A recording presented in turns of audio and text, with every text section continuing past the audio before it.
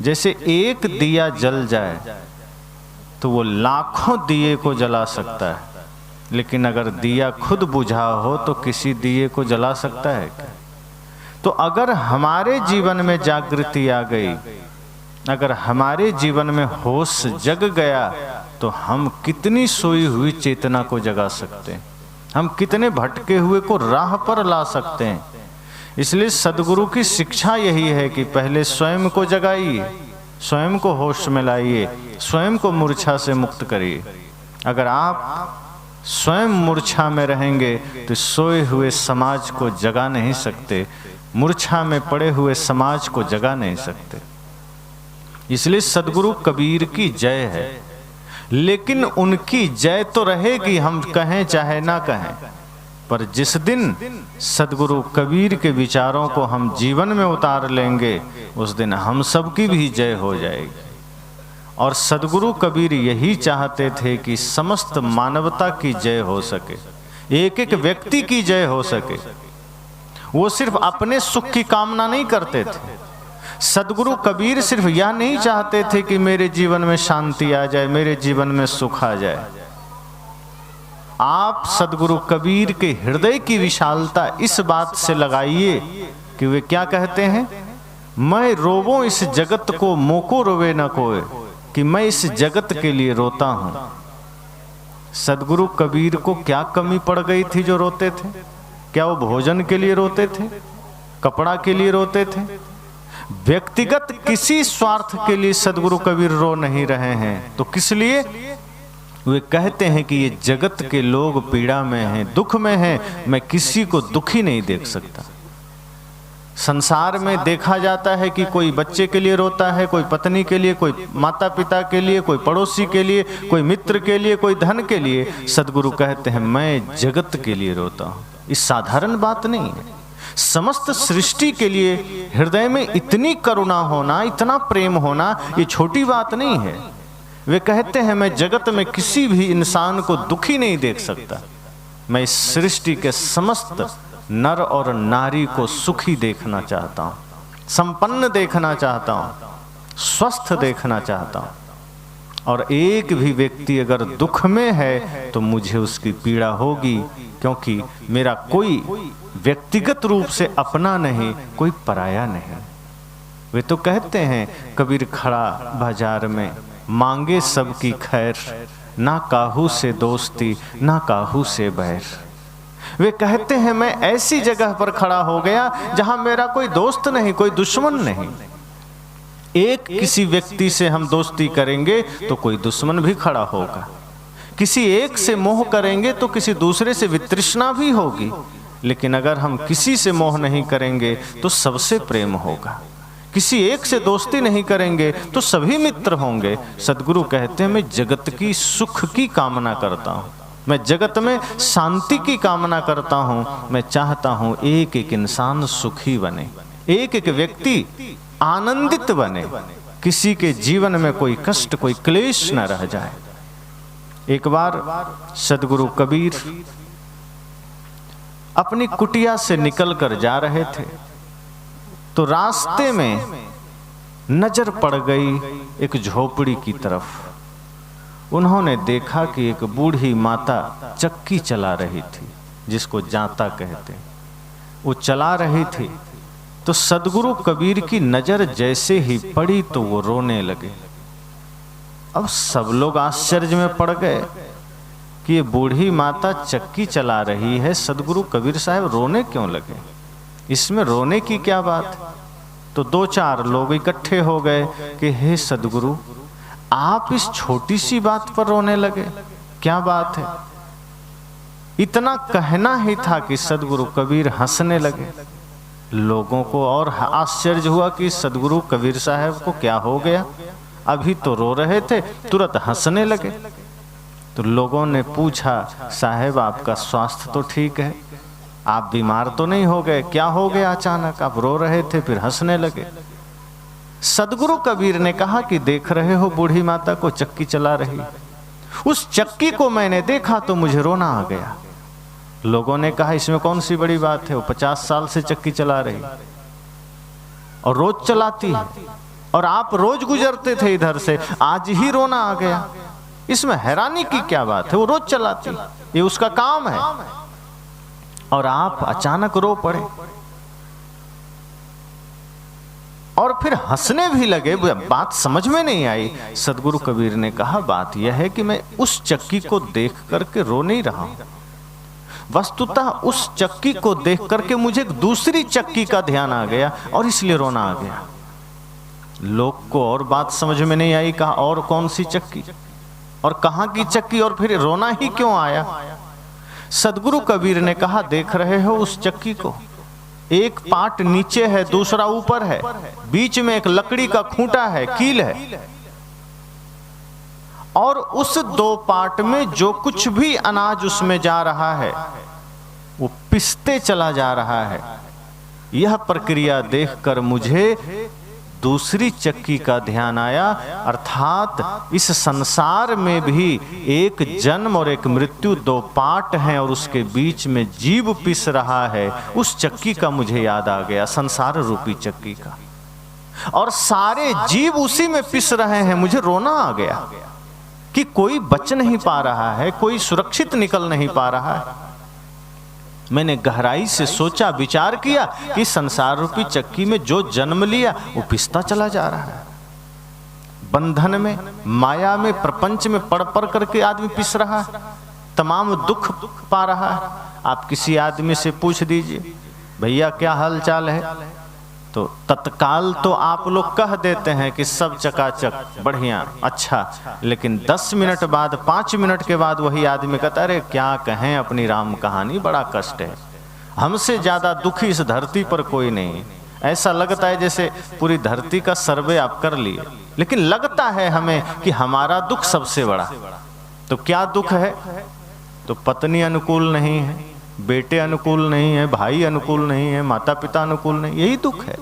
या पड़ोसी ने जमीन ले लिया है, या किसी ने हमारा धन छीन लिया है, कुछ भी, धन पद प्रतिष्ठा ही हमारा दुख का वजह होता है। कहीं धन दुख का कारण है, कहीं परिवार दुख का कारण है, कहीं प्रतिष्ठा दुख का कारण है। तो इस तरह के दुख हमारे जीवन में है, और ये संसार में सब जगह व्याप्त है। बड़े से बड़े धनपति भी दुखी है, एक गरीब आदमी दुखी है, अमीर आदमी दुखी है, जिसको बेटा नहीं है वो दुखी है कि एक बेटा हो जाए तो सुख मिल जाए, और जिसको 2-4 बेटे हैं वो दुखी है कि ऐसा बेटा भगवान किसी को ना दे। जिसके पास धन है वो भी दुखी है, जो निर्धन है वो भी दुखी है। निर्धन चाहता है कुछ धन मिल जाए तो सुख मिल जाएगा, और धनिक सोचता है कि धन तो मिल गया लेकिन जीवन में अशांति आ गई, नींद की गोली खा लें तो सारा नींद आ जाए। तो धनपति मेडिकल स्टोर का चक्कर लगा रहे हैं कि भैया थोड़ा नींद की गोली दे देना, सुख कहाँ मिला। सदगुरु कबीर ने कहा कि मैं देख रहा हूं संसार में जहां भी दुख है, पीड़ा है, कष्ट है, सब लोग दुखी हैं। तो इस जन्म और मृत्यु के पाट में संसार पिस रहा है, इसलिए मुझे रोना आ गया, क्योंकि मैं संसार का अहित नहीं चाहता। सदगुरु कबीर कहते हैं कि मैं संसार का हित चाहता हूं, कल्याण चाहता हूं, इसलिए मुझे रोना आया। तो लोगों ने कहा, ये तो फिर गड़बड़ बात है, हम सब इस चक्की में पिस रहे हैं और आप रोए। ये बात समझ में आई, उसके बाद आप हंसने लगे। ये बात समझ में नहीं आई। इस संसार का आदमी दुख में है, पीड़ा में है, कष्ट में है, चक्की में पिस रहा है और आप हंस रहे हैं। सदगुरु कबीर ने कहा, मैं पिसने वालों पर नहीं हंस रहा हूं। जो लोग पिस रहे हैं, जो दुखी हो रहे हैं, जो कष्ट में हैं, उनके लिए तो मैं रोया, लेकिन हंसा उनके लिए जो बच रहे हैं। कहा कैसे? कहा देख रहे हो उस चक्की को, बीच में जो खूंटी है लकड़ी की, कुछ अनाज उस खूंटी के अगल बगल रह जाते हैं, वो पिस नहीं पाते हैं, बच जाते हैं। बाकी सारे अनाज पिस जाते हैं जो खूंटी से दूर चले गए, लेकिन जो बिल्कुल आसपास सटे हुए रह गए वो बच जाते हैं। ऐसे ही संसार रूपी चक्की में जो सदगुरु रूपी कील के निकट खड़ा हो जाता है वो पिसने से बच जाता है। यही याद करके मुझे थोड़ी खुशी हुई, थोड़ी प्रसन्नता हुई कि ऑप्शन तो है, अगर आदमी सदगुरु संत के शरण में चला जाए, गुरु के पास चला जाए, तो संसार में पिसने से बच जाता है, यमराज के डंडे से बच जाता है। और मुझे प्रसन्नता इसीलिए हुई कि आज भी कुछ लोग हैं जो गुरु संत के निकट जाते हैं तो बंधन से बच जाते हैं, वो मृत्यु से बच जाते हैं। तो सदगुरु कबीर ने कहा कि गुरु के निकट जाओगे तो बच जाओगे, और जो भागेगा संसार में वो फंसता चला जाएगा। एक बात और सदगुरु कबीर ने कही कि जो गुरु के निकट आ गया वो मरता नहीं। तो लोगों ने कहा कि ये तो झूठी बात है, मरता तो सब है। सदगुरु ने कहा कि तुम जिस दृष्टि से देख रहे हो मैं उस दृष्टि से नहीं देख रहा। तुम्हारी नजर में जो शरीर से मर गया तुम उसे मृत्यु मान लेते हो, मेरी नजर में जो विचारों से मर गया उसकी मृत्यु होती है। शरीर तो परिवर्तित होता है, वो जन्मता मरता क्या है। तुम्हें नजर आता है जन्म लिया मरा, वो परिवर्तित हुआ है। जैसे कपड़े हम बदलते हैं तो कपड़े पुराने हो गए, हमने बदल दिए, बस इतना ही काम हुआ है कि जीव ने अपना शरीर बदल दिया।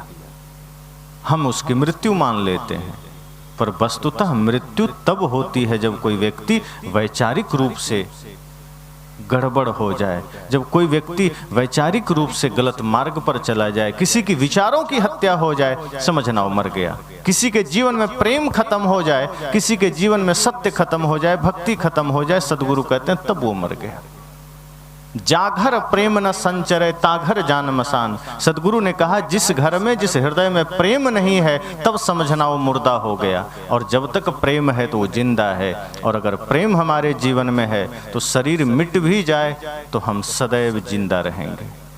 आज आप देखिए जिन जिन महापुरुषों को आप जानते हैं शरीर किसी का भी नहीं, तो क्या हम उन्हें मानने को मर गए? शरीर से कोई नहीं मरे। ऐसा मानना भी गलत है कि हाँ शरीर सबका है। कई लोग कह देते हैं कि नहीं शरीर से हमारे महापुरुष हैं, ये गलत है। शरीर तो मिटेगा, शरीर खंडित होगा, लेकिन जिनके आदर्श जिंदा हैं, जिनके कर्म जिंदा हैं, जिनके विचार जिंदा हैं, समझना वे जिंदा हैं।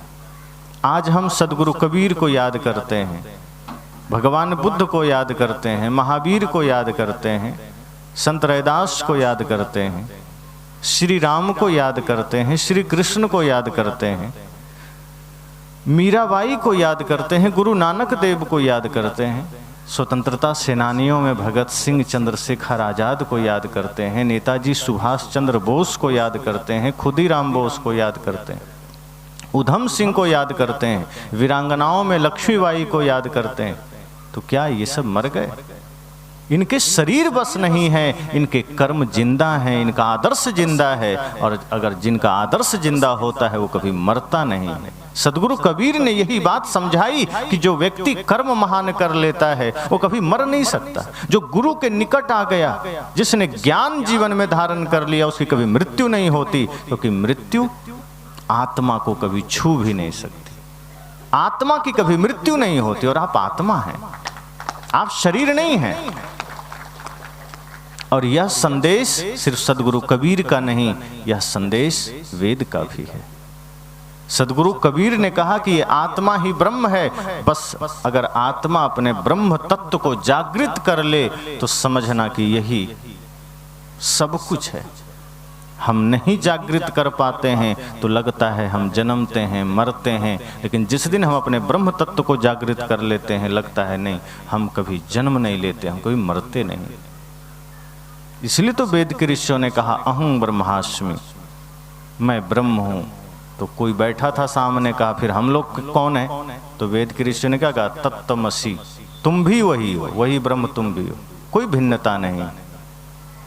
लेकिन जब हम देह भाव में जीते हैं तो संसार में जीते हैं, जब हम आत्म भाव में जीने लगते हैं तो संसार में होते हुए संसार से भिन्न हो जाते हैं। तो सदगुरु कबीर ने उन लोगों से कहा कि जब हम सदगुरु के शरण में जाते हैं तो दुख मुक्ति से मार्ग, दुख मुक्ति का मार्ग मिलता है। जब हम गुरु के निकट में जाते हैं तो संसार में कैसे हम सुरक्षित जी सकें इसका सूत्र मिलता है। और जो व्यक्ति अपने जीवन को सुंदर बना लेता है, मनसा वाचा कर्मणा पवित्र बना लेता है, समाज सेवा, राष्ट्र सेवा में जीवन को लगा देता है, साहब कहते हैं फिर उसकी कभी मृत्यु नहीं होती। ये भाव देखकर मुझे मुस्कुराहट हुई। सदगुरु ने कहा कि यही ख्याल करके मुझे थोड़ी हंसी आ गई।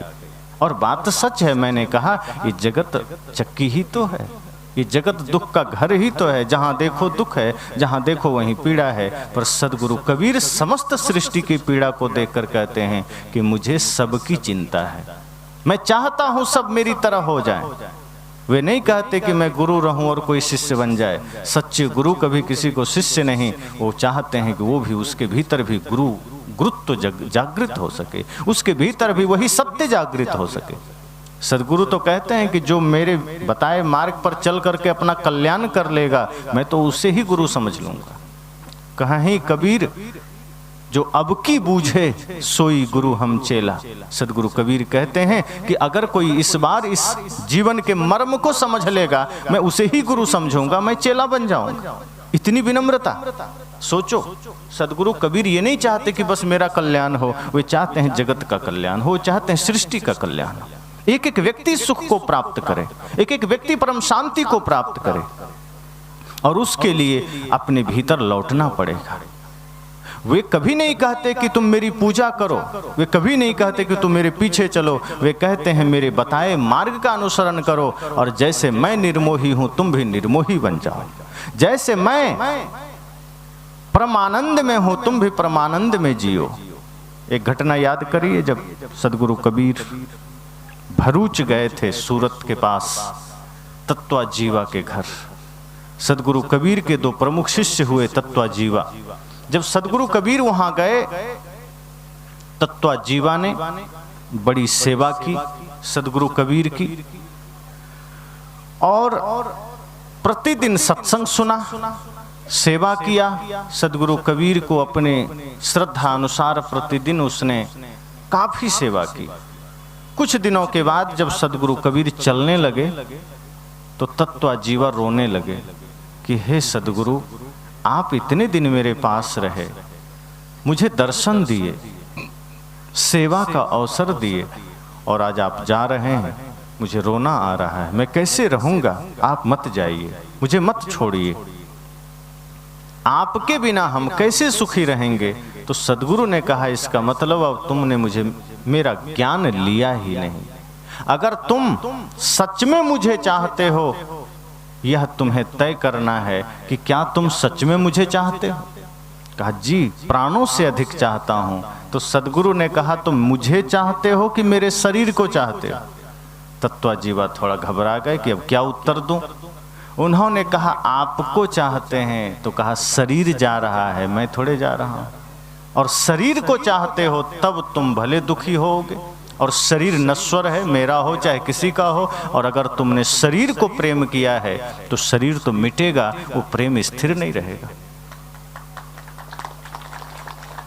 और यदि तुमने मेरे ज्ञान को प्रेम किया है, अगर तुमने मेरे आदर्शों को प्रेम किया है, तो वो आदर्श, वो ज्ञान कभी मरेगा नहीं, वो ज्ञान शाश्वत है, वो सदा रहेगा।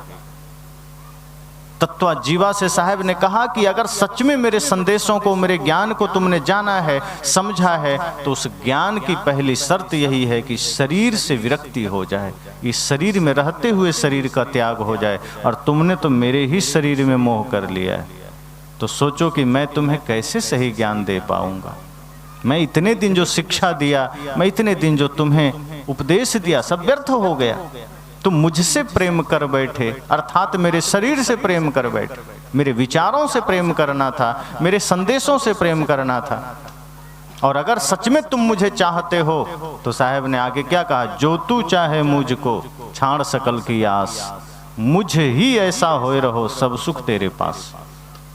अगर तुम सुख चाहते हो, शांति चाहते हो, तो क्या करना, छाड़ सकल की आस, इस संसार से जो भी आशाएं हैं मन में, उसका त्याग कर देना। किसी से भी कोई आशा अगर है, अगर पिता को पुत्र से कोई उम्मीद है, और पुत्र को पिता से कोई आशा है, पति को पत्नी से, पत्नी को पति से, सास को बहू से, भाई को भाई से, सदगुरु कहते हैं वो सारी आशाओं का त्याग कर देना, वरना कोई सुखी नहीं कर सकता।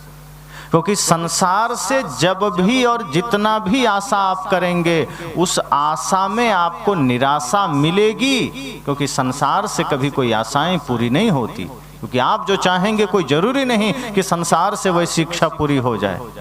सदगुरु कहते हैं जो तू चाहे मुझको छाड़ सकल की आस, अगर मुझे चाहते हो तो बाहर की आशा छोड़ देना, बाहर का भरोसा छोड़ देना, किसी और की भरोसा मत करना, और की आशा मत करना, और मुझे ही ऐसा होए रहो। साहब ने क्या कहा, मेरे जैसा बन जाना, मेरी तरह बन जाना। जैसे मैं निर्मोही हूं, जैसे मैं निष्काम हूं, जैसे मैं निर्मानी हूं, तुम भी ऐसे ही निष्काम बन जाओ। कोई कामना नहीं, कोई स्वार्थ नहीं, कोई अपेक्षा नहीं। तब क्या होगा, सब सुख तेरे पास। फिर ये जो सुख है, शांति है, वो सब तुम्हारे पास है। और अगर तुमने अपने भीतर का ज्ञान का दिया नहीं जलाया, अपने भीतर ध्यान का दिया नहीं जलाया, अपने जीवन को भक्ति में नहीं लगाया, और तुम बाहर से किसी की उम्मीद कर रहे हो कि वहाँ से सुख मिल जाएगा, तो सदगुरु कहते हैं ये संभव नहीं है। अगर तुम अपने जीवन में गंदगी ढो रहे हो, अपने कर्मों को ठीक नहीं कर रहे हो, और तुम भगवान से उम्मीद कर लो कि हमारे जीवन में सुख दे देना, तो कोई भगवान सुख नहीं देगा। जब तक तुम अपने जीवन में सत्य जागृत नहीं कर लेते, भक्ति का धन धारण नहीं कर लेते, तो कोई तुम्हें सुख नहीं दे सकता। और सच तो यह है कि संत गुरुजनों की कृपा भी उसे ही मिलती है जो व्यक्ति खुद तटस्थ होकर के भक्ति मार्ग में चलना चाहता है। आलसी और निकम्मों को गुरु की कृपा भी नहीं मिलती। आप देखिए कि जो आदमी आलसी पड़ा सो रहा है, उस पर कोई कृपा काम नहीं करती। जो वीरता के साथ आगे बढ़ता है उसे ही प्रकृति की कृपा मिलती है, वैसे ही गुरु की कृपा मिलती है। वरना सबको कहाँ मिलती है। बहुत से लोग सोचते हैं नहीं मिलती है, चलते बहुत लोग हैं, पहुंचते थोड़े ही लोग हैं। जो हिम्मत करते हैं, जो अपने जीवन में खुद शक्ति जागृत कर लेते हैं, उसे ही कृपा मिलती है। और आप देखिए कि कभी आप देखे होंगे, कुछ भिखारियों को आप देखे होंगे, भिक्षुक को ट्रेन आदि में या कहीं आपको मंदिरों के पास मिल जाएंगे। वो भिखारी भी जब घर से निकलता है ना, तो अपने झोली में और कटोरे में कुछ अन्न और पैसा डाल के निकलता है। जानता है कोई देखेगा तो ही देगा, अगर एकदम खाली लेके चले गए कोई नहीं देगा। बिल्कुल, क्योंकि मानसिकता बदलती है। अगर किसी का भिक्षा पात्र खाली है तो आप देना ही नहीं चाहते, आप सोचते हैं कोई नहीं दिया तो हम क्यों दें। और अगर 2-4 रुपया पहले से है तो आपको लगता है 2-4 कोई दिया है, चलो हम भी दे देते हैं, क्या दिक्कत है। तो एक भिक्षुक भी घर से निकलता है तो अपना कुछ न कुछ सामर्थ्य लेके निकलता है, तब दान मिलता है। सदगुरु कहते हैं इसी तरह अगर तुम मुझे चाहते हो, सुख चाहते हो, तो फिर अपने भीतर भी वो सत्य जागृत करो, अपने भीतर भी वो त्याग तपस्या जागृत करो। तुम सोए सोए चाहोगे कृपा मिल जाए, नहीं मिलेगी। तुम सोए सोए चाहोगे शांति मिल जाए, नहीं मिलेगी। शांति सोने से नहीं मिलेगी, शांति मंदिर मस्जिद दौड़ने से नहीं मिलेगी। कोई मंदिर दौड़ रहा है, कोई मस्जिद दौड़ रहा है। सदगुरु कहते हैं वस्तुतः जहां तक मन दौड़ता रहेगा अशांति से दूर होते रहोगे। जब मन लौट आएगा भीतर और सजग होकर के गुरु के बताए मार्ग पर आदमी चलेगा, तब आदमी सुखी होगा, शांतमय जीवन जिएगा। और ये गुरु की कृपा भी बरसेगी, ये संतों की कृपा बरसेगी, माता पिता की कृपा बरसेगी, महापुरुषों की कृपा बरसेगी। वरना अगर हम यह सोच लें कि नहीं गुरु जी कृपा कर देंगे, हम तो सो रहे हैं। एक पिता एक संत के पास गया, उसने कहा गुरु जी थोड़ा सा आशीर्वाद दे दीजिए, कृपा दे दीजिए कि हमारा बेटा मैट्रिक का एग्जाम पास कर जाए। तो संत ने कहा देखो अगर बढ़िया से आशीर्वाद चाहिए तो तुम चले जाओ हनुमान जी के मंदिर और वहाँ 5 किलो लड्डू चढ़ा देना, फिर तुम्हारा बेटा पास हो जाएगा। अब एकदम हिम्मत दे दिया संत ने। अब वो आदमी घर गया, पैसा लिया और चुपके से निकल गया मंदिर की ओर लड्डू लेकर। तो उसके बेटे को अचानक ध्यान आया कि पिताजी मंदिर की ओर जा रहे हैं, जल्दी जाते नहीं हैं, आज क्यों जा रहे हैं। वो भी चुपके से चला गया। तो वहां जाकर के वो देखता है कि वो पिताजी मंदिर में लड्डू चढ़ाए और चढ़ा करके हनुमान जी से प्रार्थना की कि हे बजरंग बली, कृपा करना, हमारे बेटे को फर्स्ट डिवीजन पास कर देना। अब इतना सुना कि लड़का तो खुश हो गया कि वाह, मेरे पिताजी तो मेरे लिए बहुत प्रयास कर रहे हैं, हम झूठे पढ़ने में दिमाग खपा रहे हैं, पिताजी तो इतनी बढ़िया व्यवस्था में लगे हैं कि बिना पढ़े पास हो जाएंगे। जब हनुमान जी से ही बात हो गई है तो हम काहे को पढ़ें। डायरेक्ट हनुमाने जी से चर्चा हो गई, उन्हीं से साठ गांठ हो गया, उन्हीं से समझौता हो गया, लड्डू भी मिल गया, अब मामला फिक्स, अब झंझट खत्म। अभी तक झूठे टेंशन में थे, पढ़ना पड़ रहा था। वो घर गया, चादर तान के सो गया, गाना सुनने लगा, खेलने चला गया। पिता देखते हैं बच्चा बड़ा रिलैक्स है, बड़ा शांत है, पढ़ नहीं रहा। अरे पढ़ क्यों नहीं रहा है? चिंता नहीं है, सब तैयार है, ठीक है। पिता भी ध्यान नहीं दिया, सोचा पढ़ेगा ही, पास होगा। हनुमान जी से भी बात हो गई। परीक्षा में गया, वो सोचता है 5 किलो लड्डू हनुमान जी लिए, फिर भी बैठ के मैं लिखूं तो ये लड्डू का अपमान हो जाएगा, हनुमान जी का अपमान हो जाएगा, हनुमान जी देख लेंगे। वो ऐसे ही सादा कॉपी जमा कर दिया। जब परीक्षा फल आया तो वो फेल हो गया, और उसके सबको तो कुछ ना कुछ नंबर मिला था, उसको लड्डू मिला। तो उसके पिता गए, कहा कैसे मेरा बेटा फेल हो गया? तो पूछा मास्टर ने, कहा तुम्हारा बेटा कुछ लिखा ही नहीं है, सादा कॉपी जमा कर दिया। तब बाप को लगा, क्यों भाई, क्यों ऐसा किया तुमने, कुछ लिखा क्यों नहीं? उसने कहा पिताजी आप 5 किलो लड्डू हनुमान जी को चढ़ाए, उसके बाद भी मैं लिखता, ये तो आपका और हनुमान जी का पूजा का अपमान है, इसलिए मैं लड्डू के वजह से मैं कुछ नहीं लिखा। मास्टर ने कहा आपने हनुमान जी को लड्डू चढ़ाया, बदले में हनुमान जी ने भी लड्डू चढ़ा दिया, अंक गायब हो गया। हिम्मत तो जगा, लेकिन अपनी तैयारी नहीं थी तो हनुमान जी की भी कृपा नहीं मिली। और लोग ऐसा बता देते हैं कि तुम्हें कुछ नहीं करना, तुम्हें कुछ करने की जरूरत नहीं है, मैं बेड़ा पार कर दूंगा, मेरी शरण में आ जाओ, मैं मंत्र दे दूंगा, मैं दीक्षा दे दूंगा, मैं तुम्हें स्वर्ग पहुंचा दूंगा। सदगुरु कबीर कहते नहीं, कोई ऐसा नहीं कर सकता। गुरु केवल मार्ग दिखा सकते हैं, आपको अपनी यात्रा खुद तय करनी होगी। गुरु केवल रास्ता दिखा सकते हैं। गुरु इतना बता सकते हैं सत्य क्या है, असत्य क्या है। गुरु इतना बता सकते हैं जड़ क्या है, चेतन क्या है, बंधन क्या है, मोक्ष क्या है। आपके भीतर के सामर्थ्य को जागृत करने के सूत्र गुरु बता सकते हैं। चलना खुद पड़ेगा। अगर हम चलने को राजी हैं तो ही गुरु की कृपा बरसेगी। अगर हम सोए हैं कि चलो काम बन जाएगा, तो काम नहीं बनेगा। अगर हम दुनियादारी में, प्रपंच में फंसे हैं कि मुक्ति मिल जाएगी, नहीं मिलेगी। मुक्ति के लिए मन को निर्मल करना पड़ेगा। और एक बात और ध्यान रखना, सारी समस्याओं का जड़ हमारा मन है। किसी से झगड़े का भी कारण मन है, आपके जीवन के दुख का कारण मन है, आपके जीवन के समस्त उपद्रवों का कारण मन है। सदगुरु कहते हैं उस मन को साधना और अपने भीतर ध्यान की शक्ति जगाना, अपने भीतर सत्य की शक्ति जगाना, भक्ति की शक्ति जगाना। जब भक्ति की शक्ति जगेगी तब आप वास्तव में धर्म के मार्ग पर चलने लगेंगे और सुख भी मिलेगा। लेकिन अगर आप इस भरोसे में रहे, साहब ने कहा ना, जो तू चाहे मुझको छाड़ सकल की आस, अगर मुझे चाहते हो दूसरे की आशा को छोड़ देना, अपने बाहुबल की भरोसा करना। सदगुरु कबीर ने एक दोहा में और कहा, करू बहिया बला अपनी छाड़ बिरानी आस, जाके आंगन नदिया बहे सोकस मरे प्यास। कहा अगर सुख चाहते हो, अगर शांति चाहते हो तो दूसरे के भरोसे मत चलना। अगर अपना सामर्थ्य है तो कदम बढ़ाना, तो शायद कोई सहयोग कर दे। भिखारी को कोई ब्याज पर पैसा देता है क्या? वो बैंक से लेने चला जाए, नहीं देगा, आप भी नहीं देंगे। जिसके पास पैसा है उसे ही पैसा मिलता है, जो धनी है उसे ही कर्ज मिलता है। एकदम गरीब आदमी को कोई कर्ज देने को भी राजी नहीं, क्योंकि जानता ये लौटा नहीं पाएगा। सदगुरु कहते हैं अगर आपके पास कुछ सामर्थ्य है, कुछ चेतना जगी है, तो ही गुरु की भी कृपा मिलेगी। और यदि कान में करुआ तेल दे के सो रहे हो कि मेरा काम बन जाएगा, तो कुछ नहीं बनेगा, फिर किसी की कृपा नहीं मिलेगी।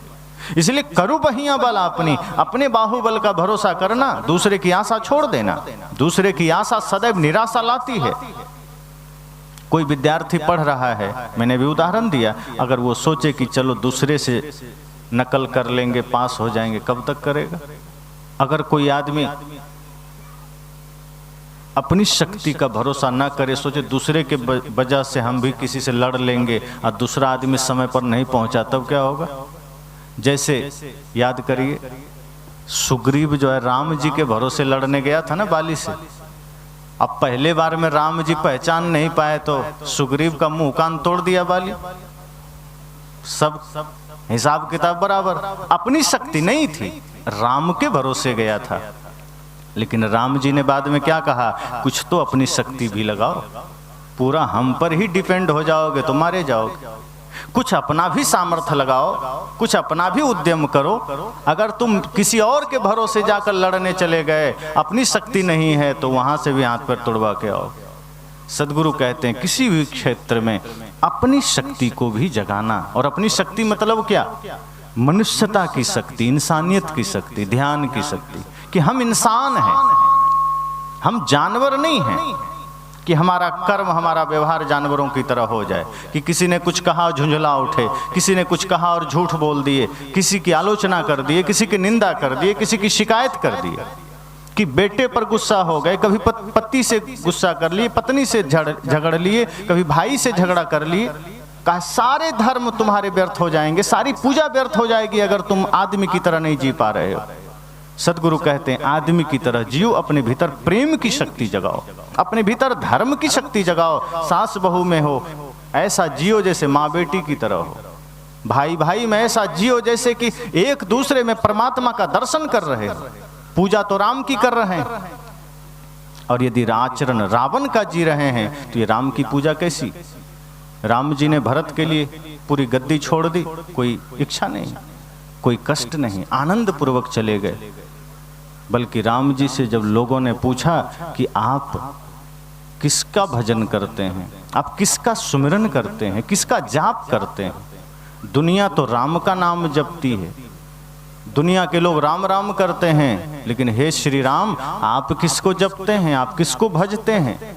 तो राम जी ने क्या कहा, भरत सरिस को राम सनेही, जग जप राम राम जप जेही। उन्होंने कहा कि मैं भरत से प्यारा मेरे लिए और कौन हो सकता है। दुनिया मुझे भजती है, मेरा नाम जपती है, मैं भैया भरत को जपता हूं। प्रेम जगाइए। अगर किन्हीं की पूजा करते हैं तो उनकी पूजा का अर्थ ये कि नहीं कि उनके चित्र से और उनके शरीर से प्रेम कर बैठिए। उनकी पूजा का अर्थ है कि उनके चरित्र से प्रेम करिए। अगर राम की पूजा है तो राम का आदर्श जीवन में उतारिए, अपने भीतर वो आदर्श की शक्ति जगाइए। अगर कृष्ण की पूजा है तो कृष्ण का आदर्श जगाइए। अगर सदगुरु कबीर की पूजा है तो सदगुरु कबीर का आदर्श जगाइए। और जब अपने भीतर इस तरह से बाहुबल को जगा लेंगे, अपनी शक्ति अपने सामर्थ्य को जगा लेंगे, तब सदगुरु क्या कहते हैं, फिर तुम मुझे ही ऐसा होए रहो। फिर तुम्हारे भीतर भी वही शक्ति आ जाएगी, वही शांति आ जाएगी, वही आनंद आ जाएगा जो मेरे पास है। शांति पर सबका अधिकार है। इस धरती पर हर कोई को सुखी होने का हक है, हर किसी को हंसने का हक है। कितने लोग तो बरसों तक हंसी भूल जाते हैं, इतना दुखमय जीवन होता है। कितने बूढ़े माँ बाप तो सिर्फ रोते रोते आगे का जीवन गुजारते हैं। एक वृद्धाश्रम में मैंने देखा, 2-3 बुजुर्ग बात कर रहे थे और उनके आंखों में आंसू थे। एक ने कहा कि बड़ा सपना देखा था कि बेटे बहू हमारी सेवा करेंगे, हमने उन्हें पढ़ाया लिखाया, लेकिन एक चूक हो गई, हमने उसे संस्कार नहीं दिया। पढ़ाई तो बढ़िया दे दिया, अच्छे पोस्ट पर चले गए, लेकिन जब संस्कार नहीं दिया तो वही बच्चे वही बहू आज हमें घर से निकाल दी। अरमान था कि बुढ़ापा सुख में गुजरेगी, बच्चे पानी देंगे, भोजन देंगे, बहू पैर दबा देगी, कपड़े धो देगी, पर ये सब तो दूर, दुत्कार करके उन लोगों ने बाहर कर दिया, कोई पूछने तक नहीं आता। बुढ़ापे में जब अंग लाचार हो गए, शरीर नाकाम हो गए, हमें वृद्धाश्रम में जीवन गुजारना पड़ रहा है और आंखों में आंसू हैं। सोचिए ये किसी के साथ भी हो सकता है। आप भी अनुभव कर रहे होंगे कि जैसे ही शक्ति शरीर की घटने लगती है, बेटे और बहू का व्यवहार बदलने लगता है। सद्गुरु कहते हैं क्या यही जीवन चाहते हैं? अपने भीतर के सामर्थ्य को जगाइए, अपने भीतर की शक्ति को जगाइए, भक्ति में लगिए। जब भक्ति में लगेंगे तो गुरु की कृपा मिलेगी। पाप के मार्ग पर चलते हुए नहीं मिलेगी। पाप का मतलब इतना ही नहीं होता कि कोई किसी की हत्या कर दिया। अगर हमारे मन में छल है, कपट है, झूठ है, आक्रोश है, खिन्नता है, ईर्ष्या है, द्वेष है, किसी को देखकर जलन है, सद्गुरु कहते हैं ये भी पाप ही है, ये भी अपराध है। अगर किसी के लिए हमारे मन में किसी भी प्रकार का द्वेष का भाव है, ईर्ष्या का, ये भी पाप ही है। ये भी ना हो, इतना निर्मल आपका मन हो जाए कि जब आंखें खुले जगत को देखो तो इस भाव से देखो कि पूरा जगत सुंदर है, कहीं कोई कमी नहीं, और आंखें बंद करो तो अपनी कमियों को देखो, अपने दोषों को देखो, अपनी बुराइयों को देखो। जब इस तरह से करेंगे तब साहब क्या कहते हैं, फिर छाड़ बिरानी आस, दूसरे की आशा छोड़ोगे तो इस तरह से आपके जीवन में शक्ति और शांति पैदा होगी। और यदि दूसरे के भरोसे चलते रहे, दूसरे से उम्मीद करते रहे कि हम पाप किए भगवान पाप मिटा दें, हमने पाप किया मंत्र से पाप मिट जाए, साहब कहते हैं तब नहीं होगा। अगर हम आलसी बने बैठे हैं तो गुरु की कृपा नहीं मिलेगी, तो गुरु की शक्ति नहीं मिलेगी। फिर यही घर हमारा नरक बन जाता है। फिर भाई भाई में झगड़े होंगे, पिता पुत्र में झगड़े होंगे, पड़ोसी पड़ोसी में झगड़े होंगे, और सत्संग चलता रहेगा, नाम जप चलता रहेगा, मंदिर जाते रहेंगे, पर झगड़े मिटेंगे नहीं। झगड़े कब मिटेंगे, शांति कब आएगी? जब गुरु के बताए हुए मार्ग पर चलेंगे। तो गुरु कबीर क्या कहते हैं कि जो तू चाहे मुझको तो छाड़ सकल की आस। अगर मुझे चाहते हो तो सबकी आशा छोड़ देना, किसी की आशा मत करना, किसी से अपेक्षा मत कर लेना, वरना मेरा चाहना भी व्यर्थ हो जाएगा।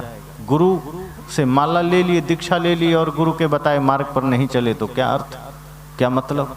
फिर तो दुख से कोई बचा नहीं सकता, पीड़ा से कोई बचा नहीं सकता। दुख से बचने का मार्ग है कि गुरु के बताए मार्ग पर चलिए, गुरु के दिखाए हुए मार्ग का अनुसरण करिए। तो साहब ने दूसरे दोहे में कहा करूँ बहिया वाला अपनी, पहले में उन्होंने कहा जो तू चाहे मुझको, अगर मुझे चाहते हो तो सबकी आशा छोड़ना, और दूसरे में कहते हैं करूँ बहिया वाला अपनी, छाड़ बिरानी आस। अगर दूसरे से आशा करोगे कभी पूरा नहीं होगा, क्योंकि जाके आंगन नदिया बहे सो कस मरे प्यास। एक बात और समझ लीजिए, जीवन में जो भी दुख है, जो भी सुख है, वो आपके वजह से है, किसी दूसरे के वजह से नहीं। अगर आपको लगता है कि किसी दूसरे के वजह से हम सुखी हैं, तो दूसरा आदमी मालिक हुआ, वो जब चाहे आपको दुखी कर दे। अगर आपका सुख का आधार कोई दूसरा है तो मालिक तो वही हुआ ना, फिर तो वो जब चाहे आपको दुखी कर सकता है। जैसे टीवी का रिमोट होता है, तो जो चैनल किसी को लगाना होता है आदमी बटन दबा देता है। अब बूढ़े लोग हैं तो कभी आस्था चैनल लगा लेते हैं, संस्कार लगा लेते हैं, भक्ति चैनल लगा लेते हैं। थोड़ा सा जो जवान लोग हैं वो फिल्म लगा लिए, समाचार लगा लिए, न्यूज़ लगा लिए, या गाना वाना लगा लिए, क्रिकेट लगा लिए। लेकिन जो बच्चे लोग हैं वो कार्टून चैनल लगा लिए। पर टीवी वही है, रिमोट वही है, मालिक कौन है? जो रिमोट हाथ में पकड़ा है। उसका मन आया तो समाचार में चला गया, उसका मन किया तो क्रिकेट लग गया, उसका मन किया तो भजन चलने लगा। टीवी ने कहा कि नहीं हम भजन में चल रहे हैं तो समाचार में नहीं चलेंगे, क्योंकि उसको ये कहने का अधिकार ही नहीं है। आप मालिक हैं, आप चाहें तो टीवी में गाना लगा दें, आप चाहें तो उसमें भजन लगा दें, टीवी मना नहीं करेगी, क्योंकि आप मालिक हैं।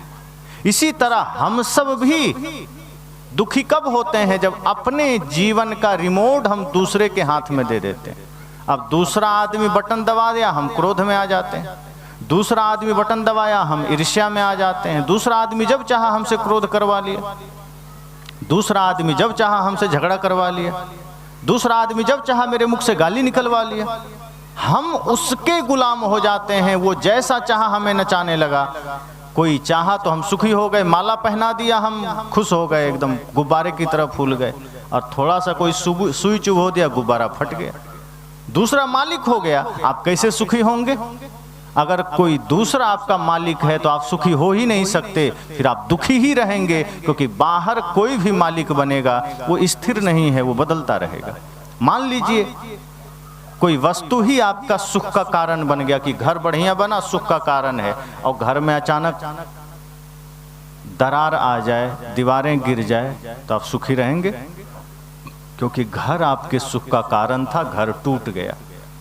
बेटा सही मार्ग में चल रहा था, आप सुखी थे, कहीं गलत मार्ग में चल दिया, आप दुखी हो गए। पत्नी सुंदर है, आप सुखी थे, कहीं बुढ़ापा आ गई, आप दुखी हो गए। बाहर जो कुछ भी सुख का आधार बनेगा वो परिवर्तित होगा, वो बदलेगा, और आप दुखी होंगे। साहब कहते नहीं, दूसरे की आशा मत करना। जब जब दूसरे की आशा करेंगे दुख जीवन में आएगा। इसलिए करू बहिया बल आपनी, अपनी भरोसा कर, अपना भरोसा करना, अपने से उम्मीद करना, अपने भीतर की शक्ति को जगा करके चलना, कि यह मार्ग हमें ही तय करना है। अगर हम दूसरे के भरोसे चले तो हम आगे नहीं बढ़ पाएंगे।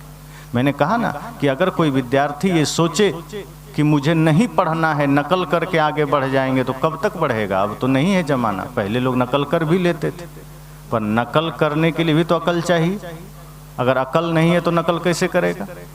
अब चीन देखिए, सब चीज का नकल कर लेता है, तो अकल है उसके पास, तब कर लेता है। पाकिस्तान क्यों नहीं कर पाता? पाकिस्तान सिर्फ आतंकवाद में नकल कर पाता है, बल्कि ओरिजिनल है उसका आतंकवाद, अच्छी चीजों में नकल नहीं करता। लेकिन चीन एक से एक इलेक्ट्रॉनिक चीजें लाकर खड़ा कर देता है, उसके लिए अकल चाहिए। अच्छा लोगों का अगर हम कुछ अनुसरण करना चाहें, महान लोगों का अनुसरण करना चाहें, तो उसके लिए भी तो ज्ञान चाहिए। पर समस्या ये भी है कि अच्छे लोगों का अनुसरण हम करते नहीं।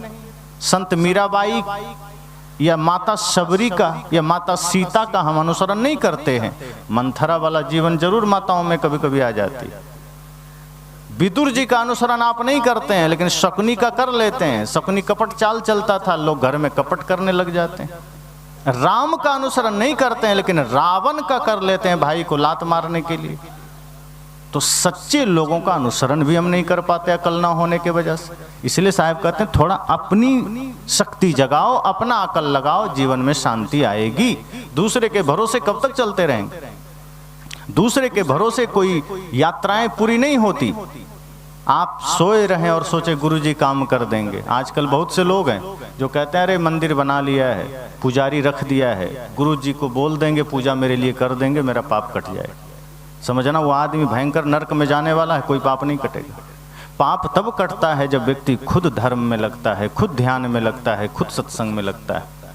हम दूसरे के भरोसे कब तक आगे बढ़ेंगे? इन बातों को स्पष्ट करने के लिए एक कहानी कहूं। ऐसे ही दो मित्र थे, दोनों में बड़ा प्रेम था, बड़ी मित्रता थी, गाढ़ी दोस्ती थी। एक था बुद्धू और एक था बुद्धिमान। एक पढ़ने में बड़ा तेज था और एक पढ़ने में उतना ही बैल, पढ़ता नहीं था, दिमाग से जिसको कहते हैं ना पैदल। लेकिन उसकी रुचि क्रिकेट में थी, फिल्मी गाने सुनना, क्रिकेट देखना और इधर उधर नशा आदि कर लेना छोटा मोटा। पढ़ता नहीं था। लेकिन जो बुद्धिमान था बेचारा, वो सुशील था, तेज तो था ही, पढ़ता था और सोचता था मित्र है कोई बात नहीं, चलो हेल्प कर देंगे। तो जब परीक्षा का समय आता तो वो जो बुद्धू था वो देख करके लिख देता, पास हो जाता। पहले सीसीटीवी नहीं होते थे, आजकल परीक्षा हॉल में सीसीटीवी लग गए। अब कड़ाई नहीं हो, कड़ाई इतनी हो गई कि कोई चोरी नहीं कर सकता। पहले ऐसा नहीं था, अगल बगल बैठता था, दोनों लिख करके पास हो जाता। इस तरह करते करते पहला दूसरा तीसरा ऐसे ही क्लास पास करते चला गया। अब उसका हौसला और बढ़ गया कि मुझे पढ़ने की जरूरत नहीं, मित्र तो पढ़ ही रहा है, अच्छा है मैं क्रिकेट खेलता हूँ। उसको तो ये लग गया कि जब मैं पढ़ूंगा ही तो क्रिकेट कौन खेलेगा, अब बिना पढ़े पास हो जा रहा हूँ। मित्र मेरा बड़ा अच्छा मिल गया, जो पढ़ता है मेहनत करता है, उसकी वजह से हम भी पास हो जाते हैं। तो पहले का समय था परीक्षा देख करके पास हो जाता था। धीरे धीरे 12वीं पास कर गया, पहले कम पढ़े लिखे लोग भी नौकरी पा जाते थे। तो 12वीं में ही उसने भर दिया फॉर्म, नौकरी का वैकेंसी निकला, फॉर्म भर दिया, पास हो गया दोनों। इंटरव्यू के लिए बुलाया गया तो जो बुद्धिमान था उसका रोल नंबर पहले था, वो पहले गया। ये बुद्धू भी साथ में गया, कहा मित्र लाज रख लेना, अब तक तुमने मेरा साथ दिया है। कहा जहाँ तक बन पड़ेगा साथ देंगे ही। तो बुद्धू तैयारी नहीं किया था, वो क्रिकेट खेलता था, गाना सुनता था, मौज मस्ती करता था। और जो बुद्धिमान था बेचारा दिन रात पढ़ कर गया था, सब जानता था, वो जानता था जो भी पूछेगा उत्तर दे दूंगा। और ये सोच कर गया था बुद्धू कि जो भी पूछा जाएगा मेरा मित्र तो है ही, वो बता देगा, वैसा ही लिख दूंगा। उसको पता ही नहीं था कि यहाँ लिखित वाला नहीं है, मौखिक है, पूछने वाला है, उसको ये पता ही नहीं था। वो इसी भूल में पहुंच गया, तैयारी थी नहीं। तो पहले जो बुद्धिमान था वो अंदर गया। तो शिक्षक ने, जो इंटरव्यू के शिक्षक थे, उन्होंने कहा बेटा 5 सवाल करूंगा, अगर तुमने 5 के उत्तर सही सही दे दिए तो तुम्हारी नौकरी पक्की। कहा ठीक है सर। तो पहला प्रश्न पूछा, बताओ भारत के प्रधानमंत्री का क्या नाम है? उसने कहा सर उस समय अटल बिहारी वाजपेयी प्रधानमंत्री थे। कहा सर ये अटल बिहारी वाजपेयी। कहा बहुत बढ़िया, सही जवाब दिया तुमने। दूसरा प्रश्न, बताओ वे अभी कहाँ से आए हैं? तो उस समय श्री अटल बिहारी वाजपेयी अमेरिका से लौटे थे। तो बुद्धिमान विद्यार्थी ने कहा सर वे अभी अमेरिका से आए हैं। कहा बहुत बढ़िया, इसका भी जवाब तुमने ठीक दिया, बहुत बहुत शुभकामनाएं। तीसरा प्रश्न, ये बताओ पृथ्वी कैसी है? तुरंत बुद्धिमान ने कहा सर कुछ लोग कहते हैं गोल है, कुछ लोग कहते हैं चपटी है, वैज्ञानिक अभी खोज कर रहे हैं। चौथा प्रश्न, भारत को स्वतंत्रता कब मिली? बुद्धिमान ने कहा सर प्रक्रिया तो 1857 में ही शुरू हो गई, पर सफलता 1947 को मिली। कहा ये भी बहुत बढ़िया जवाब दिया तुमने, अब बस अंतिम प्रश्न का उत्तर दे दो, तुम्हारी नौकरी पक्की। कहा ये बताओ भारत की लड़ाई में, आज़ादी की लड़ाई में कौन कौन से लोग शामिल थे? कहा सर किसी एक का नाम लेना उचित नहीं होगा, बहुत से लोग शामिल थे। कहा ये भी जवाब ठीक है, संतोषजनक है, तुम्हारी नौकरी पक्की। अब बुद्धिमान तो बेचारा खुश हो गया, नाचता कूदता बाहर आया और बाहर देखता है बेंच पर बुद्धू सिर लटकाए बैठा है, पसीना से भीग रहा है, सोच रहा है पता नहीं क्या होगा नहीं होगा। तब तक वो बाहर आया। कहा मित्र तुम हंस रहे हो, जरा बताओ क्या हुआ? कहा आज लिखने उखने वाला झंझट नहीं है, आज ऐसे ही मौखिक है। तब इसका दिमाग ठनका। कहा आज हम क्या करेंगे, लिखने का नहीं तो कैसे होगा? कहा हम क्या बताएं? कहा अरे तो जो पूछा गया वही प्रश्न जल्दी बता दो और उत्तर बता दो, हम भी जाके बोल देंगे वरना दिक्कत हो जाएगी। बुद्धिमान ने कहा देखो पहला प्रश्न पूछा भारत के प्रधानमंत्री का क्या नाम है, तो इसका उत्तर देना श्री अटल बिहारी वाजपेयी। और दूसरा प्रश्न वे अभी कहाँ से आए हैं, इतना कहा ही था उधर घंटी बज गई। अब घंटी बजी तो बुद्धू ने कहा मित्र अगर तुम प्रश्न और उत्तर दोनों बताते रहे तो हमारा समय निकल जाएगा, फिर नौकरी तो ऐसे भी नहीं मिलेगी। ऐसा करो जल्दी जल्दी सिर्फ क्रम से उत्तर बता दो, मैं वही रट करके वहां जवाब दे दूंगा। कहा ठीक है, तुम भी ठीक कहते हो।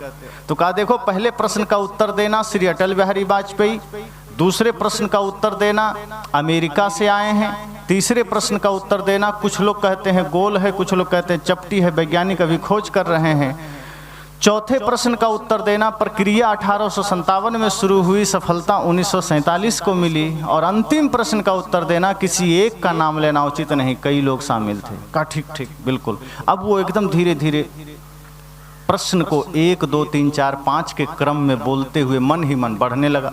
वो सोचा कहीं पहला दूसरा तीसरा में इधर उधर ना हो जाए, क्रम से रहना चाहिए, कहीं चौथे के जगह तीसरा बोल दिया, दूसरा के जगह पांचवा बोल दिया तो गड़बड़ हो जाएगी।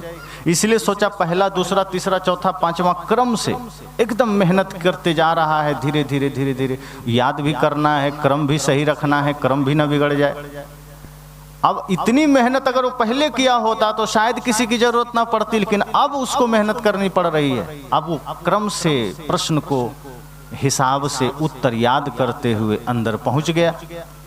कब अंदर पहुंच गया पता ही नहीं चला, क्योंकि ध्यान तो उत्तर को क्रम में याद करने की है, उत्तर को क्रम से याद करते जा रहा है। अंदर चला गया, ठंडी का समय, उसको पसीना आ रहा है, शिक्षक ने देखा कि ठंडी का समय है, इसके शरीर पर पसीना है, लगता है घबराया हुआ है, कहीं इसको हम कठिन सवाल कर दिए, बेचारा उत्तर ही नहीं दे पाएगा, चलो पहले हाल चाल पूछ लेते हैं। और उसको पता भी नहीं है कि मैं रूम में पहुंच गया हूं, वो तो बस ध्यान लगा रहा है कि पहला, दूसरा, तीसरा, चौथा, पांचवा। तभी शिक्षक ने सिर पर हाथ रखा, कंधे पर, कहा बेटा तुम्हारा नाम क्या है? अचानक उसे लगा पहला प्रश्न आ गया, कहा सर अटल बिहारी वाजपेयी। जैसे ही कहा तब मास्टर को लगा ये प्रधानमंत्री हमारे बीच कहां से आ गए। फिर सोचा हो सकता है एक ही नाम के कई व्यक्ति होते हैं, इसका भी नाम होगा अटल बिहारी वाजपेयी, कोई हर्ज नहीं। कहा अच्छा बेटा तुम कहां से आए हो? उसे लगा दूसरा प्रश्न शुरू हो गया, कहा सर अमेरिका से। तब मास्टर का दिमाग चकराया, कहा मेरा विज्ञापन बिहार के लिए ही अमेरिका से यहां नौकरी करने आ गए। तब कहा बेवकूफ तुम्हारी बुद्धि कैसी है? उसे लगा ये तीसरा प्रश्न शुरू हुआ, कहा सर कुछ लोग कहते हैं गोल है, कुछ लोग कहते हैं चपटी है, वैज्ञानिक अभी खोज कर रहे हैं। अब तो मास्टर को गुस्से से पारा 7वें आसमान पर चला गया। कहा बेवकूफ तू कब पैदा हो गया? उसे लगा ये चौथा प्रश्न है। कहा सर प्रक्रिया 1857 में शुरू हुई थी, सफलता 1947 को मिली। मास्टर साहब का तो दिमाग और चकराया, सिर पर हाथ रखा, कहा बेवकूफ तुझे किसने पैदा कर दिया? उसे लगा ये 5वां है। कहा सर किसी एक का नाम लेना उचित नहीं होगा, बहुत से लोग शामिल थे। और मास्टर ने धक्का मारकर विद्यार्थी को बाहर कर दिया, कहा नालायक तू जा, तेरे जैसे लोग नौकरी नहीं पाया करते। धक्के खाकर वो बाहर आया। बुद्धिमान ने कहा क्या हुआ मित्र? कहा सब खो गया। कहा क्यों? कहा मैंने सोचा कि जो तुमसे पूछा गया वही मुझसे पूछा जाएगा, पर सब उल्टा हो गया। कहा जीवन में जब तुम दूसरों के भरोसे चलोगे तो आखिर में यही होता है। अगर तुम अपनी तैयारी किए होते तो शायद इतना तुम्हें पता होता कि वो पूछ क्या रहा है, पर तुमने तैयारी अपनी की नहीं थी, तुमने भरोसा मेरा किया था, मैंने तो साथ दिया, लेकिन तुम अपनी तैयारी से नहीं गए थे तो मेरा साथ भी तेरा भला ना कर सका। इसलिए जीवन में सदैव ये सजगता रखना कि किसी और के वजह से आपके जीवन में कभी कोई शांति घटित नहीं हो सकती, कोई दूसरा आपके सुख दुख का कारण नहीं बन सकता। हमारा मन, हमारा जीवन, हमारी स्वतंत्रता। कोई दूसरे को दुख सुख नहीं देता, कोई दूसरे को आनंद भी नहीं दे सकता, मुक्ति भी नहीं दे सकता। इसलिए सदगुरु कहते हैं करु बहिया बल अपनी, अपने बाहुबल का भरोसा करना। अगर दूसरे के भरोसे चलोगे जीवन में सदैव चोट खाओगे। गुरु की कृपा भी तब मिलेगी जब आप सही मार्ग पर चलने के लिए संकल्पित होंगे। सोए रहे, आलसी में जीते रहे, आलस में जीते रहे, एक दूसरे से नफरत घृणा में जीते रहे और सोचोगे कि गुरु जी कृपा कर दें, तो गुरु जी कृपा नहीं करते, फिर गुरु की कृपा नहीं मिलती। आपको समझना है कि इस मन को साधना है हमें। ये मन है वजह समस्त समस्याओं का, मन है आपके जीवन के दुख का कारण। किसी से कोई आदमी झगड़ा करता है तो क्या डायरेक्ट करता है? जैसे रास्ते में कोई मिला अचानक और अपरिचित है, तो क्या अपरिचित से कभी आपने झगड़ा किया है? या तो तत्काल कोई बात हो जाए, उधर से कुछ हो जाए तो झगड़ा होता है। जिसको आप बिल्कुल भी नहीं जानते और कोई जा रहा है और अचानक झगड़ा करेंगे क्या?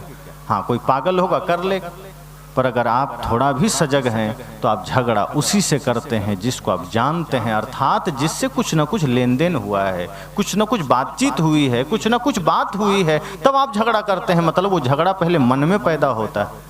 आप किसी को गाली देते हैं, वो गाली पहले मन में जन्म लेती है, फिर वो कर्म में आती है।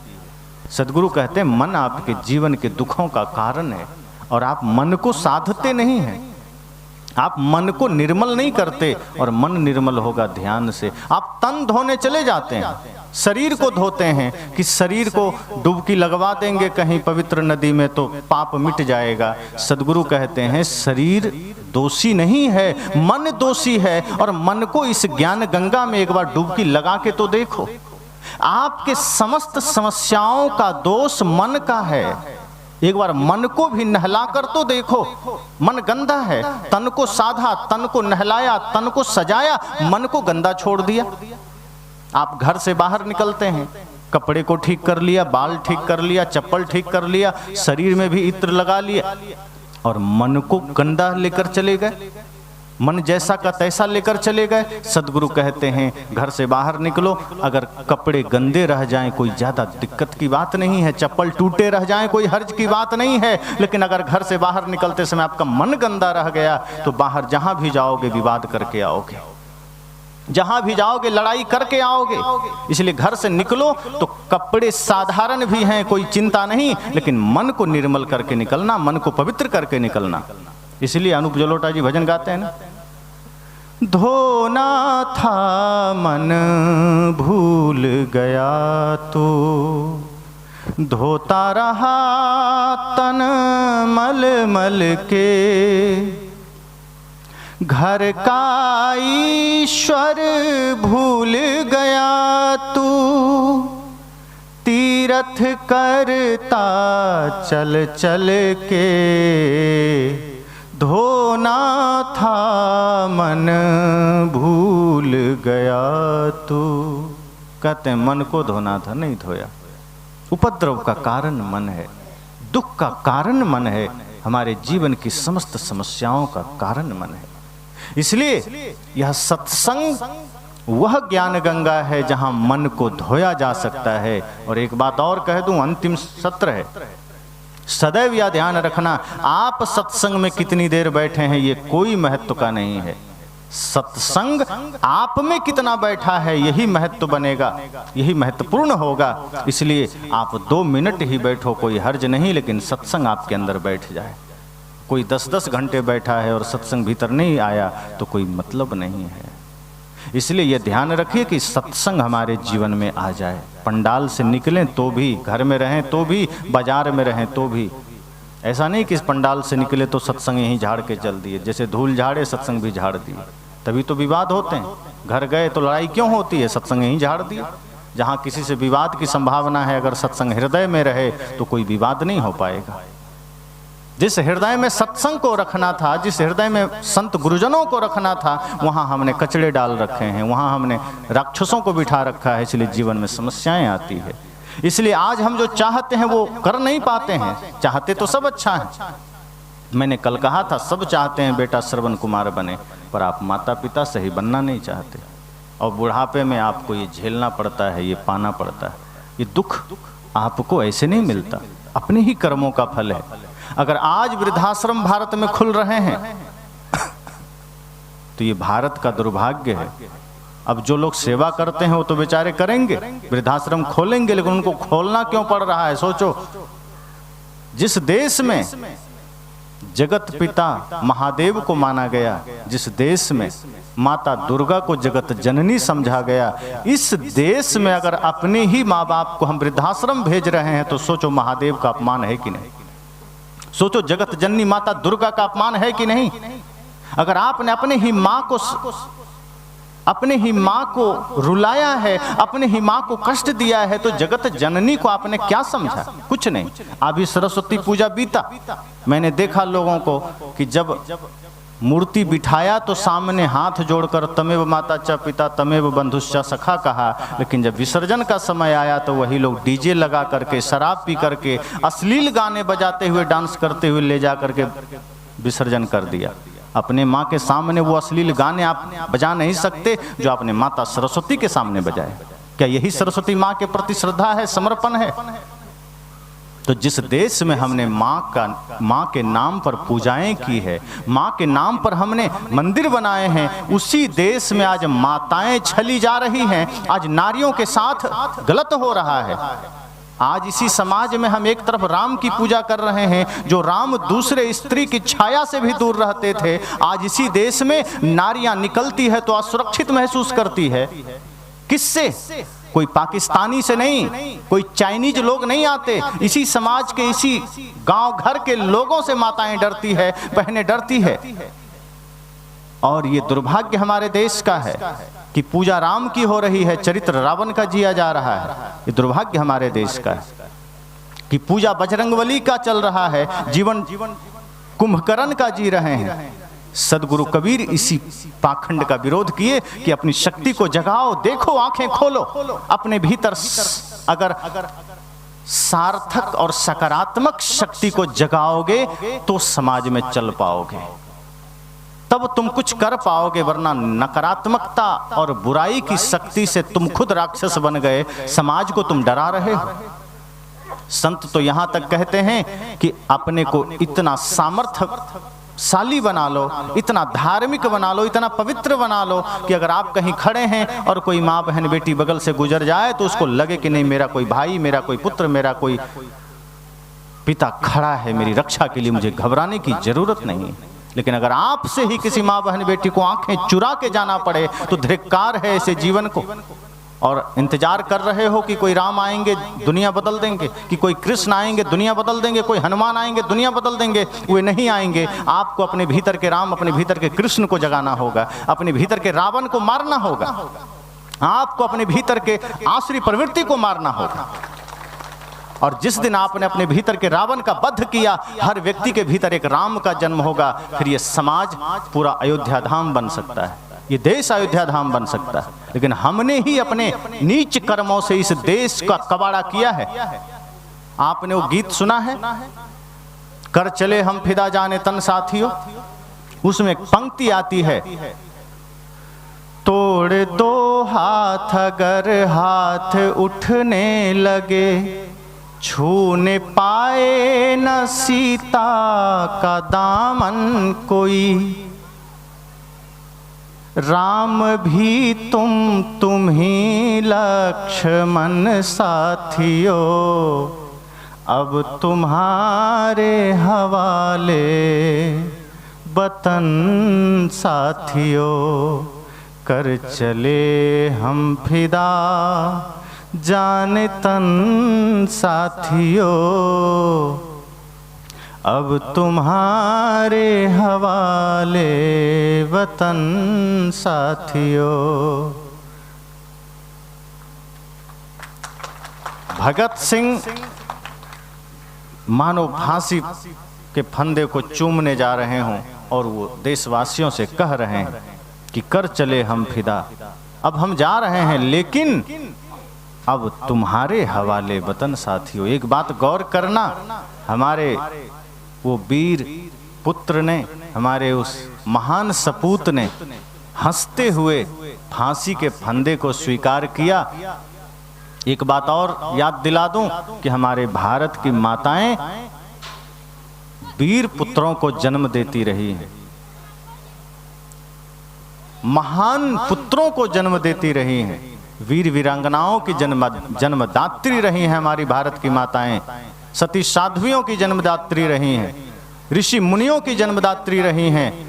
लेकिन आज थोड़ा सा कुसंग और थोड़ा सा नैतिक पतन ऐसा आया कि आज हमारे समाज में विघटन का जो भयंकर दृश्य नजर आता है, ये दुर्भाग्य का संकेत है, विनाश का संकेत है। वो उस माता को याद करो, भगत सिंह की मां को। कहा जाता है कि भगत सिंह जब जेल में थे और उनकी मां से कहा गया कि मिल लो, अंतिम इच्छा क्या है, मिल लो। वो मिलने गई तो थोड़े से आंखों में आंसू आए तो भगत सिंह ने कहा, मां तुम्हारे आंखों में आंसू? का आंसू इसलिए नहीं है कि तुम जा रहे हो, आंसू इसलिए है कि तुम्हारे जैसे और 100 पुत्र मेरे होते तो मैं सबको देश के लिए कुर्बान कर देती। अगर ऐसी माताएं हो तो क्या देश में कोई समस्या रह सकती है क्या? तो भगत सिंह ने क्या कहा, अब तुम्हारे हवाले वतन साथियों। वहां उन्होंने ये नहीं कहा कि अब राम जी के हवाले वतन साथियों, कि अब कृष्ण जी के हवाले, हनुमान जी के हवाले, नहीं, अब तुम्हारे हवाले। क्यों? अब राम हमें बनना है, चलो राम के पद चिन्हों पर अब इतिहास बदलना है। और उस गीत में आपने एक पंक्ति सुनी कि राम भी तुम ही लक्ष्मण साथियों। भगत सिंह कहते हैं कि चिंता मत करो, अब अपने भीतर के राम को जगाओ, अपने भीतर के कृष्ण को जगाओ। राक्षसों को तो जगा लिया तुमने, अपने भीतर के आसुरी प्रवृत्ति को तुमने बहुत जगा लिया, अब उसे मिटाने का समय आ गया, अब उसे नष्ट करने का समय आ गया। अपने भीतर के देवत्व को जगाओ, अपने भीतर की सकारात्मक शक्ति को जगाओ, राम की शक्ति को जगाओ। और जब ये जगेगा तब देखना ये जीवन की सार्थकता होगी, ये जीवन का असली उद्देश्य की पूर्ति होगी। तब आप इस समाज के लिए वरदान बनेंगे, वरना हम तो अभिशाप बनते जा रहे हैं। हम राष्ट्र निर्माण के सहायक नहीं बन रहे हैं, हम राष्ट्र के विनाश में सहायक बन रहे हैं। अगर हम एक भी गलत कदम उठाते हैं तो ये राष्ट्र निर्माण के लिए नहीं है, ये राष्ट्र के विनाश के लिए है। ये सदगुरु कबीर का मंच आपको जागृत करता है। ये मंच किसी को बांटने के लिए नहीं है, ये मंच मत पंथ संप्रदायों में समाज को बांटने के लिए नहीं है। सदगुरु कबीर का ज्ञान संपूर्ण मानवता को एक सूत्र में बांधने के लिए है, एक राष्ट्रीयता के सूत्र में बांधने के लिए है कि हम सब पहले भारतीय हैं, और अगर हम भारतीयता के सूत्र में बंध गए तो समझना वही सबसे बड़ा धर्म है, वही सबसे बड़ा जीवन है। सारे जात पात के बाधाओं को मिटाना ये सदगुरु कबीर का लक्ष्य था। और उनका लक्ष्य था कि हर व्यक्ति के भीतर के राम को मैं जगा सकूं, हर व्यक्ति के भीतर के कृष्ण को मैं जगा सकूं, हर व्यक्ति के भीतर के सकारात्मक शक्ति को मैं जगा सकूं, ताकि वो इस समाज का कर्णधार बन सके। आज हम ही समाज के लिए बंटाढार का कारण बन रहे हैं। आज हम ही अपने माता पिता को दुख दे रहे हैं, आज हम ही अपने धर्म का अपमान कर रहे हैं। आज के बच्चे तिलक लगाने से घबराते हैं। एक व्यक्ति ने मेरे से कहा कि आप मुझे माला दे देंगे तो माला कैसे पहनेंगे, लोग क्या कहेंगे, तिलक कैसे लगाएंगे। मैंने कहा तुम्हें डूब मरना चाहिए। अरे जहां लोग नशा करते नहीं घबराते, जहां लोग गलत मार्ग पर जाने से थोड़ा सा भी नहीं घबराते, वहां तुम तिलक लगाने से लज्जा और शर्म महसूस कर रहे हो। जो आदमी पाप करने में शर्मिंदगी महसूस नहीं करता, जो आदमी नशा करने में शर्मिंदगी महसूस नहीं करता, जो आदमी गाली देने में शर्मिंदगी महसूस नहीं करता, अगर माथे पर तिलक लग जाए तो कैसी शर्मिंदगी। ये तो गौरव की बात है कि हमने धर्म का चिन्ह लगाया है, इसमें शर्मिंदगी की क्या बात है। अगर गले में माला आ जाए तो शर्मिंदगी की क्या बात है, ये तो गर्व की बात है। और आज हमारे भारत के युवाओं को ये सोचना चाहिए। आज बच्चों को आप माता पिता समझाइए, अपने बच्चों को भगत सिंह की कहानियां सुनाइए, अपने बच्चों को रामकृष्ण की कहानियां सुनाइए, उन्हें लक्ष्मीबाई की कहानियां सुनाइए, ताकि उसके भीतर का वीर भाव जागृत हो सके। और मैं तो कहता हूं, अगर आज आपने अपने बच्चों में से 4 भक्ति के भाव जागृत कर दिए तो समझना आपका दायित्व पूरा हो गया। 4 भक्ति क्या? मातृभक्ति, पितृभक्ति, गुरु भक्ति और राष्ट्र भक्ति। ये 4 भक्ति याद रखना, आपका काम पूरा हो जाएगा। इसलिए मैंने कहा कि ये सत्संग आपको शक्तिशाली बनाने के लिए है, आपको सामर्थ्यशाली बनाने के लिए है। और वो शक्ति परेशान करने के लिए नहीं है, वो शक्ति जगत कल्याण के लिए है, वो शक्ति समाज उत्थान के लिए है। आज समय है, कल रहे ना रहे। सोचो, खुदीराम बोस 18 वर्ष की अवस्था में देश के लिए शहीद हो गए। क्या उनको नहीं रहा होगा कि मैं भी कमाता, खाता, जीता, मौज मस्ती करता? क्यों अपने व्यक्तिगत स्वार्थों से किनारा कर लिया उन्होंने और देश के लिए शहीद हो गए। भगत सिंह 23 वर्ष की अवस्था में शहीद हो गए, और आज हम ये सोचते हैं कि नहीं, मुझे तो अपना खाने से चिंता, दुनिया जाए, देश जाए बाहर में। आज के युवाओं की यही चिंता होती है, मुझे खाना मिल जाए दुनिया से, मुझे क्या मतलब, देश से क्या मतलब। सोचो, यही बात अगर महाराणा प्रताप ने सोच ली होती तो क्या होता? यही बात भगत सिंह ने सोच ली होती तो क्या होता? महाराणा प्रताप जंगल में जाकर घास की रोटियां खाने को मजबूर हुए, किसके लिए? हम सब के लिए। भगत सिंह फांसी पर चढ़े, किसके लिए? हमारे लिए। और आज हम जातियों में बंट करके निजी स्वार्थ के लिए लड़े चले जा रहे हैं कि मुझे नौकरी मिल जाए, मुझे धन मिल जाए, दुनिया से मुझे क्या लेना देना।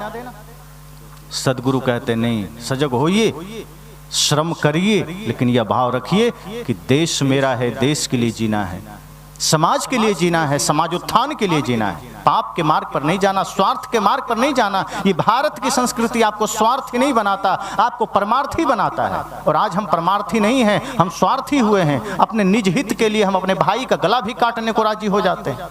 अपने स्वार्थ के लिए हम किसी के भी खून बहाने को राजी हो जाते हैं। ये देश तो ऐसा है जहां अपना बलिदान देकर के भी प्राणियों की रक्षा की जाती है। राजा शिवी ने अपना शरीर का मांस भी दान कर दिया था एक पक्षी की जान बचाने के लिए। हम उसी संस्कृति के लोग हैं। पन्नाधाय ने अपने बच्चे की बलि दे दी थी अपने राजा के पुत्र को बचाने के लिए। हम उस संस्कृति के लोग हैं, लेकिन आज हम अपने स्वार्थ के लिए अपने भाई का भी गर्दन काट देते हैं, अपने माँ बाप को भी वृद्धाश्रम भेज देते हैं। सदगुरु कहते हैं ये दुर्भाग्य है हमारे देश का। इसलिए ये सत्संग आपको जगाने के लिए है, आपको होश में लाने के लिए है कि आप होश में आइए। समय थोड़ा है जीवन का, पता नहीं कब मृत्यु कहाँ किस घड़ी आ जाए, कौन जानता है। जब कोई अतिथि घर में आते हैं तो हम सजग होते हैं कि पता नहीं कब कोई अतिथि आ जाए, घर सही होना चाहिए, बिस्तर सही होना चाहिए। और मृत्यु रूपी अतिथि कब जीवन में आ जाए, हमने कुछ सही नहीं किया, मन गंदा है, हमारा हृदय गंदा है, हमारा विचार गंदा है। सदगुरु कहते हैं मन सही कर लेना, हृदय रूपी आंगन सही कर लेना, पता नहीं कब मृत्यु आ जाए। कुछ नेक काम कर लेना, माता पिता गुरु की सेवा कर जाना, राष्ट्र के लिए कुछ काम कर जाना। निजी स्वार्थों में जीते हुए आप बहुत आगे बढ़ जाएंगे, लेकिन अंततः मृत्यु की गोद में समा जाना है और सारा अस्तित्व खत्म हो जाएगा। बड़े बड़े धनपति हैं, मर जाएंगे, कोई नाम लेने वाला नहीं। सहारा के मालिक जब मरे तो अपने बेटे ही अग्नि संस्कार के लिए नहीं आए। धन में आप शिखर पर जा सकते हैं पर आपको कोई सुख नहीं मिलेगा, लेकिन अगर धर्म के शिखर पर आप चले गए तो अपने दुनिया भी आपको नमन करेगी, आपकी पूजा करेगी, आपको श्रद्धा से सम्मान देगी। इसलिए धन भी कमाइए, धर्म भी कमाइए। धन के पीछे इतना मत भाग जाइए कि धर्म छूट जाए। सदगुरु ये नहीं कहते कि भिखमंगा बन जाइए, धन कमाइए, सामर्थ्य जगाइए, रखिए अर्थ की शक्ति, क्योंकि आप उससे खाएंगे खिलाएंगे, लेकिन धर्म खोकर नहीं, इंसानियत खोकर नहीं, प्रेम खोकर नहीं। तो मैंने कहा ये सत्संग हम सबको जगाने के लिए, ये सत्संग हम सबको होश में लाने के लिए। और जब हम इस सत्संग में अपने मन को धोएंगे, अपने विचारों को धोएंगे, तो एक एक घर स्वर्ग बनेगा, एक एक व्यक्ति का जीवन स्वर्ग बनेगा। यही संकल्प हमारे संतों का रहा है, महापुरुषों का रहा है। यही सदगुरु कबीर का चिंतन रहा कि हर आदमी सुखी हो जाए। जब इस तरह से हम अपने जीवन में आगे बढ़ेंगे तो निश्चय ही सभी का जीवन सार्थक बनेगा, सभी का जीवन प्रेरणा स्रोत बनेगा एक दूसरे के लिए। जैसे आज हम अपने महापुरुषों को याद करके हम उनके मार्ग पर चलने की चेष्टा करते हैं। अगर हम अच्छा कर जाएंगे तो हम भी किसी को रास्ता दिखा सकेंगे, हम भी किसी का मार्गदर्शक बन सकेंगे। इस धरती पर हम सब मुसाफिर हैं, हम आए हैं, चले जाएंगे। जैसे कोई बाजार जाता है तो कोई अच्छा चीज खरीद के लाता है, कोई बुरा खरीद लाता है, कोई सब्जी खरीदता है, कोई मछली खरीद लेता है। अब उसके विवेक पर है वो क्या खरीदता है। कोई दूध खरीद कर लाता है, कोई शराब खरीद कर ले आता है। तो आपके विवेक पर है। हम सब भी इस धरती पर मुसाफिर की तरह आए हैं। सदगुरु कबीर ने कहा है अरे दिल गाफिल गफलत मत कर, एक दिन जम तेरे आवेगा रे। अरे दिल गाफिल गफलत मत कर, एक दिन जम तेरे आवेगा रे। सौदा करन को या जग आया, पूंजी लाया मूल गंवाया। सौदा करन को या जग आया, पूंजी लाया मूल गंवाया। प्रेम नगर का अंत न पाया, ज्यों आया त्यों जावेगा, ज्यों आया त्यों जावेगा रे। अरे दिल गाफिल गफलत मत कर, एक दिन जम तेरे आवेगा रे। सुन मेरे साजन सुन मेरे मीता, या जीवन में क्या क्या कीता। सुन मेरे साजन सुन मेरे मीता, या जीवन में क्या क्या कीता। सिर पाहन का बोझा लीता, आगे कौन छुड़ावेगा, आगे कौन छुड़ावेगा रे। अरे दिल गाफिल गफलत मत कर, एक दिन जम तेरे आवेगा रे। परली पार मोरा मीता खड़िया, उस मिलने को ध्यान न धरिया। परली पार मोरा मीता खड़िया, उस मिलने को ध्यान न धरिया। टूटा नाव ऊपर जा बैठा, गाफिल गोता खावेगा, गाफिल गोता खावेगा रे। अरे दिल गाफिल गफलत मत कर, एक दिन जम तेरे आवेगा रे। कहत कबीर तुम्हें समुझाई, अंत काल तेरो कौन सहाई।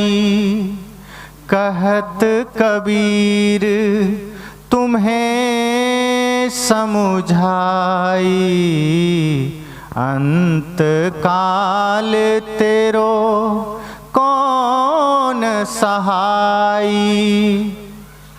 चला अकेला संग न कोई, किया आपना पावेगा, किया आपना पावेगा रे।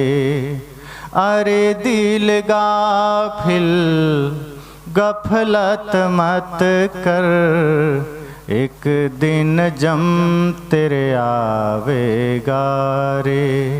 एक दिन जम तेरे आवेगा रे। तो सदगुरु कबीर ने कहा कि इस धरती पर हम सब मुसाफिर हैं, सत्य का सौदा करने आए हैं, प्रेम का सौदा करने आए हैं। गफलत में गंदगी उठाकर मत चले जाना, पाप ढोकर मत चले जाना, वरना क्या होगा। कहत कबीर तुम्हें समझाई, अंत काल तेरो कौन सहाई। अंत में कोई सहायक ना होगा और जम का मुगदर सिर पर पड़ेगा, जम का चोट सिर पर पड़ेगा और ना जाने कितने जन्मों तक फिर हमें अन्यत्र भटकना पड़ेगा। फिर पता नहीं मनुष्य शरीर कब मिले ना मिले। बड़े भाग्य मानुष तन पावा, तुलसीदास जी ने कहा भी, सुर दुर्लभ सदग्रंथ हैं गावा। लेकिन ध्यान रखना, ये मनुष्य जन्म सौभाग्य से मिला है, लेकिन चोरी करने के लिए नहीं मिला, छल करने के लिए नहीं मिला, कपट करने के लिए नहीं मिला। अगर कोई चोरी कर रहा है तो हम नहीं कह सकते कि सौभाग्य से मनुष्य जीवन पाया है, फिर वो दुर्भाग्य से पाया है। सौभाग्य तो तब होगा जब यह जीवन आपका प्रेम के मार्ग पर होगा, जब यह जीवन आपका सत्य के मार्ग पर होगा, भक्ति के मार्ग पर होगा। तो बहुत बहुत शुभकामनाएं। बड़ी ध्यान से आपने मेरी बातों को सुना। सुनना महत्वपूर्ण नहीं है, उसको जीवन में चुनना महत्वपूर्ण है, उस पर चलना महत्वपूर्ण है। आप कितना खाते हैं इससे ज्यादा महत्वपूर्ण है आप कितना पचाते हैं। आप कितना सुनते हैं उससे ज्यादा महत्वपूर्ण है आप उस पर कितना चलते हैं। एक घड़ी का भी सत्संग हो, अगर उससे हमारा जीवन बदल सके तो समझना वो सत्संग आपके लिए सार्थक हुआ।